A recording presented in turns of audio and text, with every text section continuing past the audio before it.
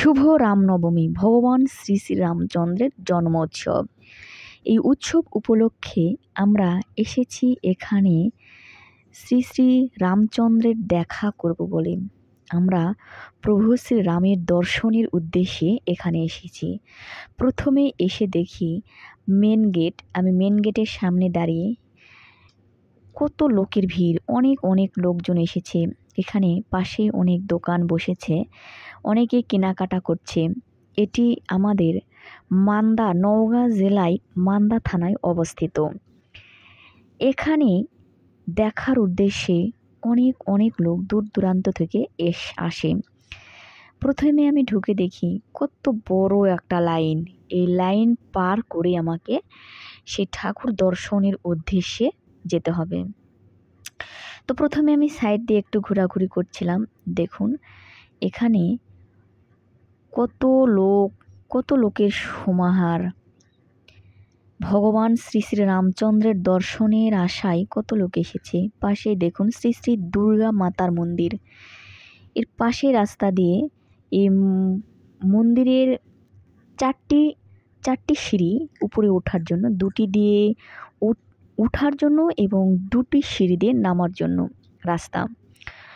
তো আমরা এখানে এসে একটু দ্বিতীয় সিঁড়ি দিয়ে ওঠার জন্য একটু ওয়েট করছিলাম, কেননা প্রথম সিঁড়িতে অনেক ভিড়, অনেক রোদ বা গরমও লাগছিল। এমন তো অবস্থায় দাঁড়িয়ে একটু দেখছিলাম কত লোকের ভিড় দেখে তবুও বারবার যেন আসার ইচ্ছা হয়।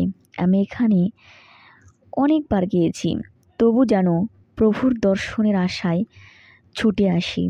যেন দর্শন না করলে মনে একটা শান্তি পাওয়া যায় না। এখানে আসলে না অনেক একটা শান্তি লাগে।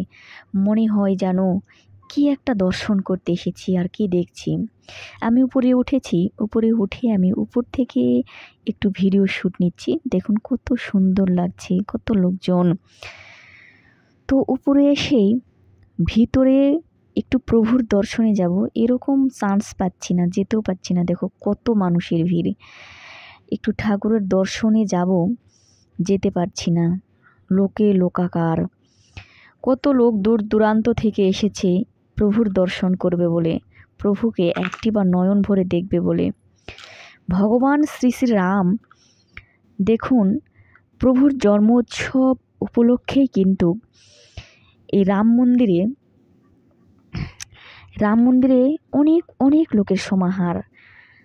আমরা দেখুন প্রভুর ভোগ নিয়েছি এখানে দিব বলে। তো প্রভু ভোগ দেওয়ার পরেই কিন্তু আমরা নিচে এসে আবারও হাঁটছি। দেখুন এখানে চাল, ডাল, টাকা এগুলো কিন্তু দিচ্ছে।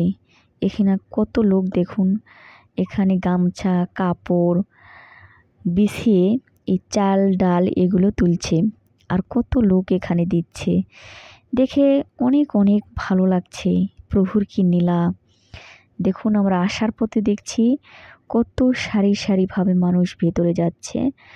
এটা অনেক বেলা হয়েছিল, এই কারণে ভিড়টা অনেক কম ছিল। এর আগে কিন্তু প্রচুর ভিড় ছিল এখানে।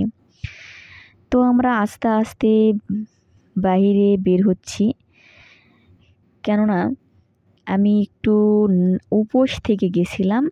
তো সেখানে যাওয়ার পর, প্রভুকে দর্শন করার পর একটু প্রসাদ নেওয়ার আশায় যাচ্ছি। দেখি সেখানে গিয়ে একটু প্রসাদ পাবো নাকি। কত লোক দূর দূরান্ত এসে প্রসাদ দিয়ে থাকে। এরপর আসলাম কালী মন্দিরে। দেখুন মা কালী এখানে কত সুন্দরভাবে, কত লোকজনের সমাহার। এখানে মায়ের দর্শনে অনেকেই এসেছেন, ভালো লাগছে। এখানে মা দুর্গার মন্দির, কত লোকজন টাকা পয়সা দিচ্ছে। অনেক লোক চাল ডাল ইত্যাদি দিচ্ছে। যদি আপনাদের এখানে দর্শনের আশায় বা দর্শন করতে চান, তাহলে অবশ্যই এখানে রামনবমী অনুষ্ঠানে আসবেন। দেখবেন আপনার অনেক ভালো লাগবে। অনেক প্রশান্তি লাগবে, মনের মধ্যে এমন একটা আনন্দ উপভোগ হবে যেন প্রভুর দর্শনে বারবার ছুটে আসি। আমি শেষ পর্যায়ে দেখাচ্ছি আমার প্রভুর দর্শনে গিয়ে আমি কতটা কষ্ট করে ভিডিওটি করেছি। দেখুন কত চাপাচাপির মধ্যে আমি একটু ক্যামেরা ধরে শুধু প্রভুর একটু ভিডিও নিতে পেরেছি। জয় শ্রীরাম, জয় শ্রীরাম, জয় শ্রীরাম, যেন এই কথার মধ্যে অনেক অনেক একটি শান্তিপূর্ণ কথা, যেন মনের মধ্যে কত কষ্ট কত দুঃখ সব কিছু নাশ হয়ে যাচ্ছে। জয়